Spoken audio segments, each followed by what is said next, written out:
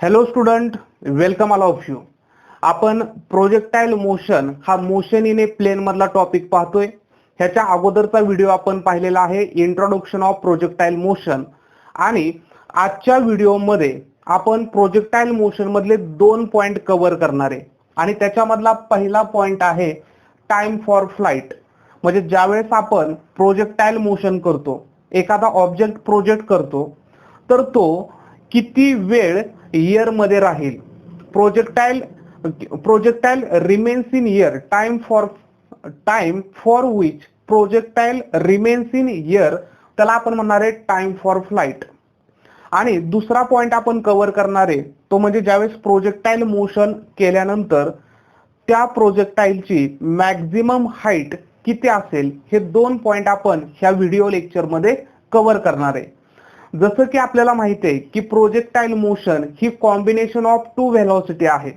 आणि एक व्हेलॉसिटी आहे अलोंग द एक्स ऍक्सिस आणि दुसरी व्हेलॉसिटी आहे अलोंग द वाय ऍक्सिस. ह्या 2 ऍक्सिसच्या व्हेलॉसिटीचं कॉम्बिनेशन म्हणजे आहे प्रोजेक्टाइल मोशन. जी आपली व्हेलॉसिटी ऑफ प्रोजेक्शन आहे ते आपण स्प्लिट केली. जर स्प्लिट केली अलोंग द एक्स ला तर त्याला आपण यू कॉस थीटा म्हणतो. हे अगोदरच्या लेक्चर मध्ये पाहिलेलं आहे. आणि तसंच जर you he initial velocity of projection जर स्प्लिट केली अलोंग द वाय ऍक्सिस ला तर त्याला आपण यू साइन थीटा असं म्हणणार आहे. आणि theta is the angle of projection. आणि आपल्याला माहिती आहे की प्रोजेक्टाइल मोशन मध्ये जी व्हर्टिकल ऍक्सिसला म्हणजे वाय ऍक्सिसला असणारी जी व्हेलॉसिटी आहे ती व्हेलॉसिटी व्हॅरी होते. बिकॉज ऑब्जेक्ट वरती ग्रॅव्हिटेशनल फोर्स ऍक्ट होतो. त्याच्यामुळे जसजसा ऑब्जेक्ट वरती जातो तसं त्याचं स्पीड कमी होतं. तो एका पर्टिक्युलर मॅक्झिमम हाईटला पोहोचणार आहे आणि तिथून परत ऑब्जेक्ट हा खाली येणार आहे. खाली येताना त्याची व्हेलॉसिटी इन्क्रीज होणार आहे. म्हणजेच काय तर वाय ऍक्सिसला व्हेलॉसिटी व्हॅरी होते हे आपल्याला माहिती आहे. आणि दुसरा पॉइंट सुद्धा आपल्याला माहिती आहे की एक्स ऍक्सिसला असणारी व्हेलॉसिटी ही युनिफॉर्म असते. आणि एक्स ऍक्सिसला व्हेलॉसिटी युनिफॉर्म असल्यामुळं असणारं acceleration along the x axis 0 असतं. आणि वाय ऍक्सिसला असणारं ऍक्सेलरेशन हे ग्रॅव्हिटी एवढं असतं. म्हणजेच ऍक्सेलरेशन ड्यू टू ग्रॅव्हिटी एवढं असतं. हे आपण स्टडी केलेलं आहे. आणि मग ही जी प्रोजेक्टाइल मोशन आहे ओनली द इफेक्ट ऑफ किंवा under the effect of only gravitational force आहे. आणि मग ग्रॅव्हिटेशनल फोर्स हा युनिफॉर्म आहे. आणि ज्या ग्रॅव्हिटेशनल ऍक्सेलरेशन युनिफॉर्म आहे आणि ज्या ठिकाणी ऍक्सेलरेशन हे युनिफॉर्म असतं तिथं आपण कायनेमॅटिकल इक्वेशन्स वापरतो.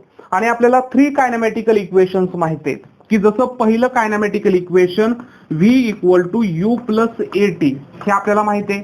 त्याच्यानंतर second kinematical equation s equal to U T plus 1/2 a t square हे सुद्धा आपल्याला माहिती आहे. आणि third kinematical equation v square equal to you square plus 2as हे आपल्याला माहिती आहे.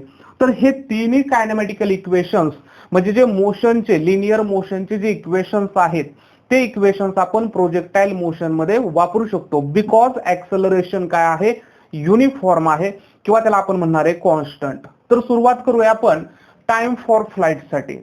आता टाइम फॉर फ्लाइट ज्यावेळेस आपण हा टाइम काढणार आहे त्यावेळेस आपण फक्त ही जी प्रोजेक्टाइल आहे हा जो प्रोजेक्टाइल आहे त्याची फक्त व्हर्टिकल ऍक्सिसची मोशन आपण विचारात घेणार आहे. म्हणजे ज्यावेळेस प्रोजेक्शन झालं त्यावेळेस ऑब्जेक्ट वरती गेला अलोंग द वाय ऍक्सिस आणि परत खाली आला. बरोबर आहे. मग तो ज्यावेळेस प्रोजेक्ट केल्यापासून किती वेळ एअर मध्ये राहिला त्याला म्हणायचं time for flight. Time for flight म्हणजे ऑब्जेक्ट किती लांब पर्यंत गेला, किती वेळामध्ये गेला असं नाही, तो किती वेळ हवेमध्ये राहिला त्याला म्हणायचं टाइम फॉर फ्लाइट. म्हणून आपल्याला फक्त व्हर्टिकल ऍक्सिसचा विचार करायचा आहे. फाइंड आउट काय करायचं आपल्याला तर फाइंड आउट करायचा आहे टाइम. आणि तो कोणता आहे टाइम फॉर फ्लाइट. त्याला आपण म्हणणार आहे capital T equal to question mark. Okay. त्याच्यानंतर आपल्याला इथं अजून काय माहिती आहे linear displacement along the vertical axis. Linear displacement माहिती आहे. डिस्प्लेसमेंट म्हणजे काय तर shortest distance between initial and final position. Object काय होतोय वाय ऍक्सिसला वरती जातोय आणि वाय ऍक्सिसलाच खाली येतोय, म्हणजे इनिशियल पोझिशन पण 0 आणि फायनल पण 0 किंवा इनिशियल आणि फायनल पोझिशन सेम असल्यामुळं फक्त वाय ऍक्सिसचा विचार केला. बघा ऑब्जेक्ट असा वरती जाणार आहे प्रोजेक्टाईल मोशन मध्ये, पण वाय ऍक्सिसचा विचार केला तर ऑब्जेक्ट वरती गेला आणि परत खाली आला, म्हणजे जे डिस्प्लेसमेंट झालं अलॉंग द व्हर्टिकल ऍक्सिस ते झालं 0 आणि त्याला मी म्हणतो yes. Yes is the symbol for linear displacement आणि व्ही मीन्स व्हर्टिकल आणि व्हर्टिकलला लिनियर डिस्प्लेसमेंट आहे 0. मग लिनियर डिस्प्लेसमेंट होणार आहे का प्रोजेक्टाईल मोशन मध्ये? होणार आहे, पण ते कुठं होणार आहे? Along the x axis. आणि अलॉंग द एक्स ऍक्सिस जे असणार आहे लिनियर डिस्प्लेसमेंट त्याला आपण म्हणतोय रेंज.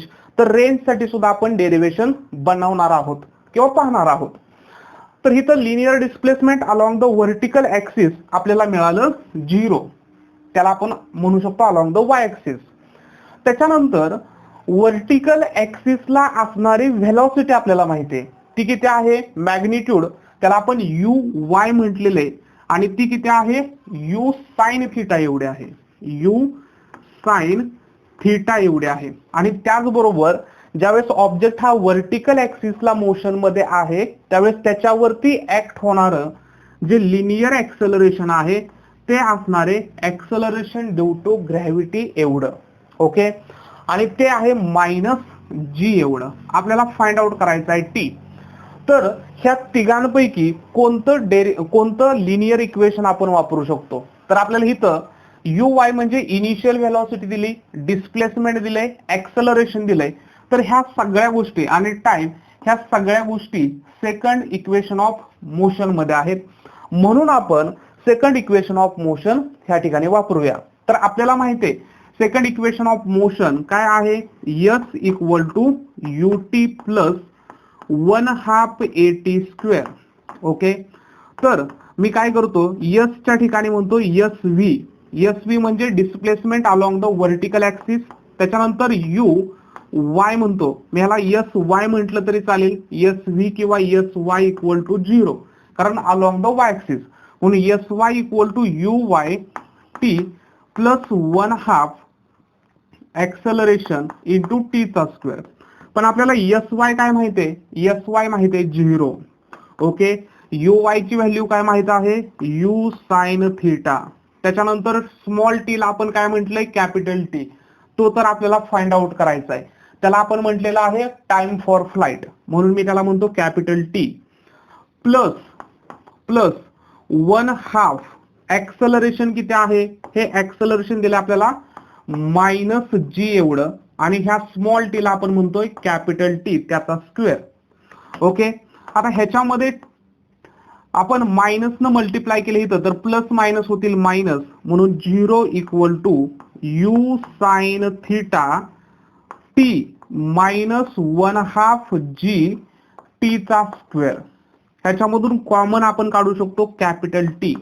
टी कॉमन काढला तर आतमध्ये काय राहील? You sine theta minus 1/2 g आणि एक टी शिल्लक राहील कारण इथं टी स्क्वेअर आहे. ओके, आणि हा जर टी लेफ्ट साइडला आपण घेऊन आलो तर तो होणार आहे डिवाइड, म्हणजे 0/t equal to U sine theta minus 1/2 g T. 0/t, 0 ला आपण कोणीही डिवाइड केलं तर आन्सर आपल्याला 0 येतं, म्हणून इथं काय लिहिणार आहे? 0 equal to U sine theta minus 1/2 g capital T. आता ही टर्म -1/2 g टी जर मी लेफ्ट साइडला नेली तर ती होणार आहे प्लस, म्हणून 1/2 g capital T U sine theta.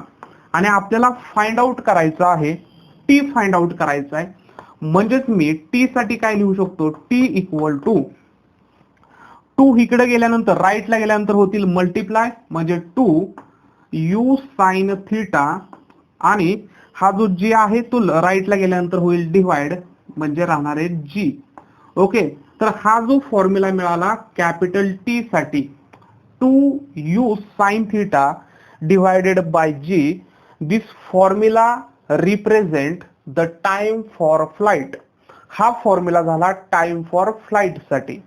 ह्याच्यामध्ये u म्हणजे असणारे इनिशियल व्हेलॉसिटी, थीटा म्हणजे असणारे अँगल ऑफ प्रोजेक्शन, कोणत्या अँगलनं आपण तो प्रोजेक्ट करतोय.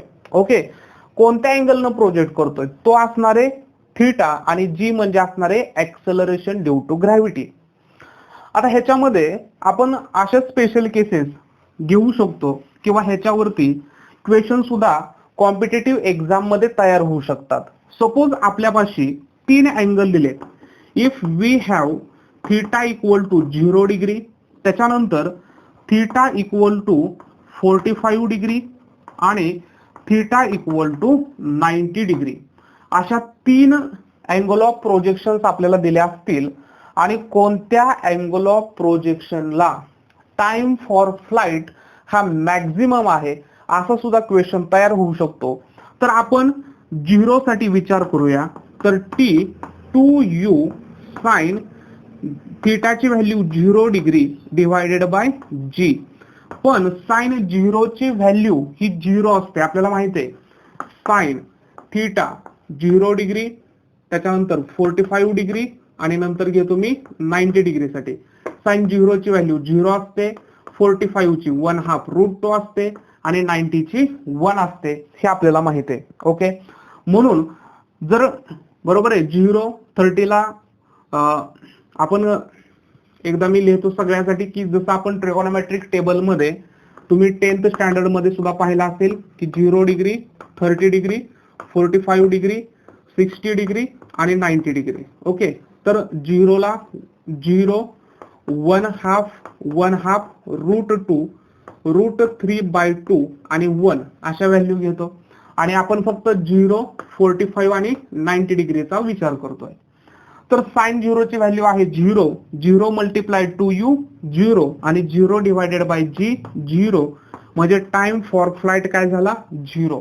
आणि टाइम फॉर फ्लाइट 0 आहे, ह्याचा अर्थ हा जो प्रोजेक्टाईल आहे तो फ्लाइट झालाच नाही, तो प्रोजेक्ट झालाच नाही, म्हणजे तो कुठं आहे ऍट रेस्टला आहे. म्हणजेच मी काय म्हणू शकतो की ऑब्जेक्ट हा ऍट रेस्टला आहे.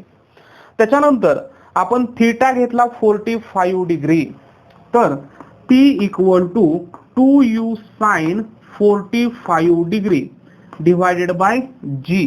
45 डिग्रीला व्हॅल्यू आहे 1/2 √2 आणि हे √2 डिवाइड होतील म्हणजे 2u divided bye √2 into g असं लिहितो.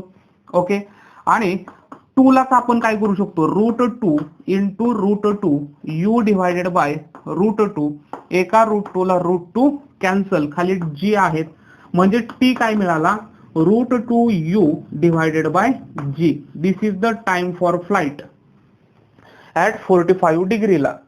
आणि त्याच्यानंतर t equal to 2u sine 90 degree divided by g, आणि साइन 90 ची व्हॅल्यू किती आहे, साइन 90 ची व्हॅल्यू आहे 1 आणि 1 मल्टिप्लाय 2u म्हणजे 2u अपॉन g.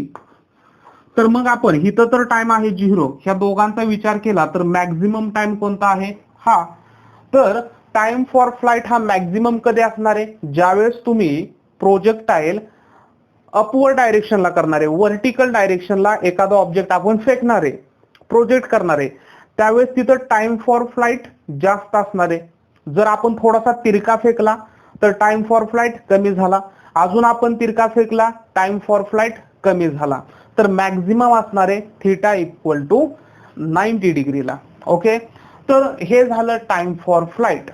आता नेक्स्ट पॉइंट आपल्याला पाहायचा आहे की ज्यावेळेस प्रोजेक्टाईल मोशन होत असते त्यावेळेस तो पार्टिकल मॅक्झिमम किती हाईटला जाऊन पोहोचेल हे आपल्याला स्टडी करायचंय. म्हणून आपण त्याला म्हणणार आहे मॅक्झिमम हाईट साठी डेरिवेशन आपण पाहूया.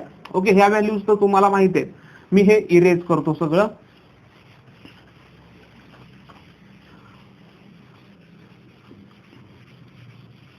आता डेरिवेशन आपलं आहे, डेरिवेशन आपल्याला पाहायचं आहे मॅक्झिमम हाईट साठी.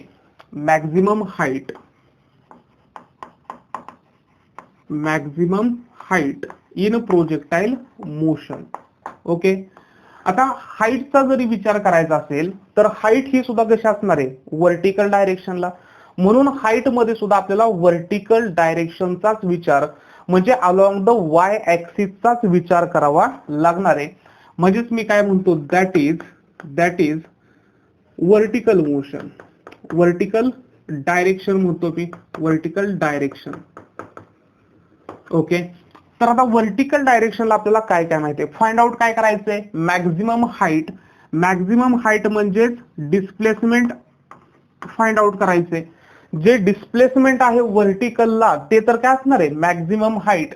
म्हणून displacement along the Y axis त्यालाच आपण काय करूया, हाईट म्हणूया, त्यालाच आपण हाईट म्हणूया. आणि ती हाईट आपल्याला फाइंड आउट करायची.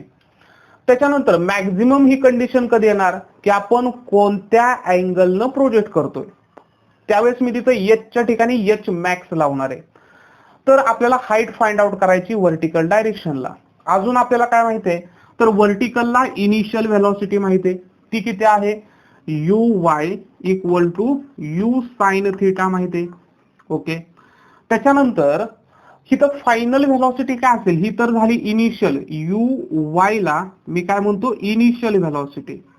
फायनल व्हेलॉसिटी काय असणार आहे, की ऑब्जेक्ट हा वरती गेला. आपल्याला माहिती आहे की ज्यावेळेस व्हर्टिकल डायरेक्शनला जे ऍक्सेलरेशन आहे ते कोणतं आहे, acceleration due to gravity.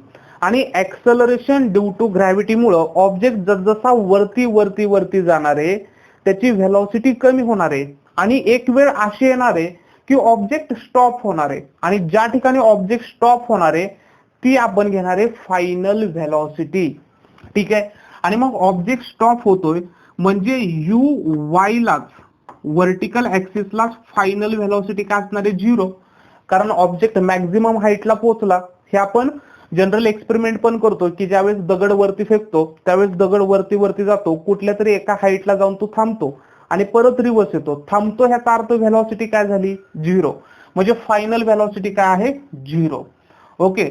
Acceleration आपल्याला माहित झालं, इनिशियल फायनल व्हेलॉसिटी माहित आहे आणि डिस्प्लेसमेंट माहित आहे. आपल्याला काढायचं आहे, डिस्प्लेसमेंट काढायचंय. तर आपल्याला परत 3 कायनेमॅटिकल इक्वेशन्स माहित आहेत. पहिला आहे v equal to u plus a t, त्याच्यानंतर second s equal to U T plus 1/2 a t square, आणि third kinematical equation v square equal to you square plus 2as.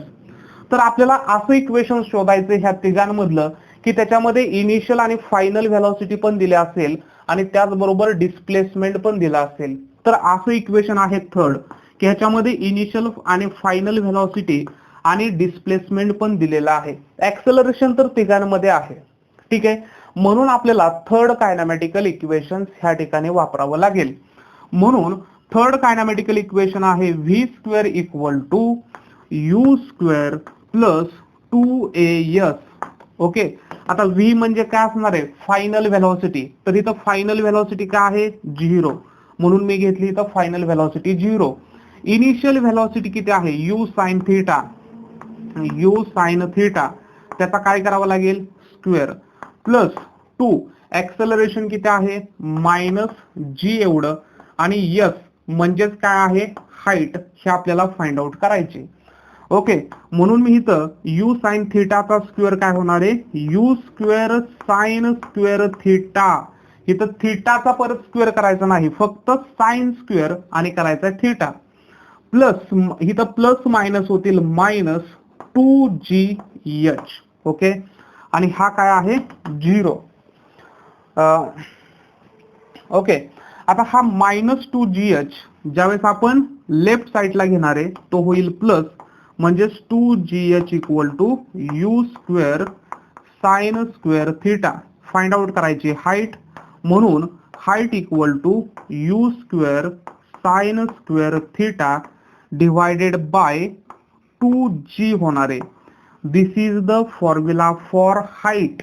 This is the formula for height in projectile motion. पण आता ही जी height आहे ही height maximum आहे, minimum आहे, किती आहे हे आपल्याला माहित नाही. तर ह्यासाठी परत आपण फक्त 3 स्पेशल केसचा विचार करूया. की पहिली स्पेशल केस आपण घेऊया, if theta equal to 0 degree असेल तर काय होईल, जर थिटा इक्वल टू 45 डिग्री असेल तर काय असेल, आणि थिटा इक्वल टू 90 डिग्री असेल तर काय असेल हाईट पाहूया आपण. तर इथं h u square sine square थिटाची व्हॅल्यू 0 डिवायडेड बाय 2g. पण आपल्याला माहित आहे की साइन 0 ची व्हॅल्यू 0 जे अगोदरच आपण पाहिली, आणि 0 न मल्टिप्लाय सगळ्यांना केलं तर 0 आणि 0 ला कोणीही डिवाइड केलं तरी आन्सर 0. म्हणजे अँगल जर थिटा म्हणजे कोण आहे अँगल ऑफ प्रोजेक्शन, हा जर 0 असेल तर ऑब्जेक्ट रेस्टला आहे, आणि ऑब्जेक्ट रेस्टला असेल तर हाईट 0, कारण तो कुठे आहे अर्थ सरफेस वरतीच आहे. हे तर आपल्याला समजलं.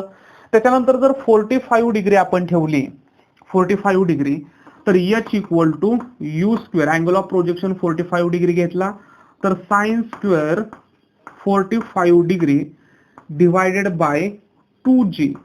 ओके, आता साइन स्क्वेअर 45 डिग्रीची व्हॅल्यू काय असते 1/2√2. आता साइन स्क्वेअर काय असतो, ज्यावेळेस आपण sine theta multiply sine theta घेतो तोच काय होतो साइन स्क्वेअर थिटा, आणि मग sine 45 degree multiply sine 45 degree म्हणजे साइन स्क्वेअर 45 डिग्री असणार आहे, आणि ह्याची व्हॅल्यू 1/2√2 मल्टिप्लाय 1/2√2. ओके, असं असणार आहे. आणि मल्टिप्लिकेशन जर आपण केलं 1/2√2 इंटू 1/2√2 आपल्याला आन्सर मिळणार आहे 1/2. म्हणजे साइन स्क्वेअर 45 डिग्रीचा आन्सर काय मिळाला आपल्याला 1/2. म्हणजेच h equal to you square 1/2 upon 2g.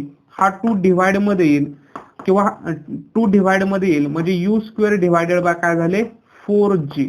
Okay, h equal to काय झाला you square divided bye 4g. त्याच्यानंतर 90 डिग्री साठी आपण हाईट पाहूया. h equal to you square sine square 90 degree divided by 2g. पण साइन 90 ची व्हॅल्यू काय असते 1, आणि परत साइन 90 इंटू साइन 90 म्हणजे 1 इंटू 1 आन्सर काय असणार आहे 1.